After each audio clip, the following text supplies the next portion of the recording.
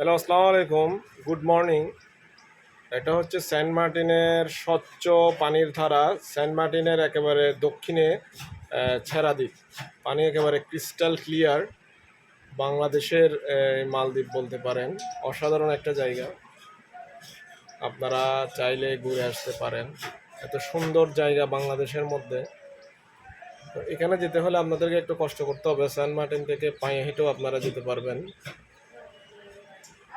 এই যে দেখুন, কি সুন্দর স্বচ্ছ পানি।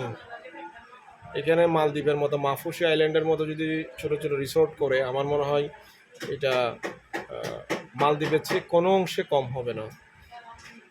সরকার যদি এখানে একটু সুন্দর দৃষ্টিতে, শুভ দৃষ্টিতে, বাংলাদেশের পর্যটন শিল্প, ওভারঅল সেন্ট মার্টিনের পর্যটন শিল্প অনেক উন্নত হবে, এই আশাবাদ ব্যক্ত করছি। তো আপনারা আসবেন, সেন্ট মার্টিন ঘুরে যাবেন, ভ্রমণ করবেন, দেশকে জানবেন, দেশের মানুষকে জানবেন। ওই যে ওদিকে মায়ানমার দেখা যাচ্ছে, না সরি, মায়ানমার না, ওটা হচ্ছে সেন্ট মার্টিন। আমরা এখন ছেড়া দ্বীপে আছি। খুব সুন্দর একটা জায়গা, অসাধারণ একটা জায়গা, ওয়ান্ডারফুল।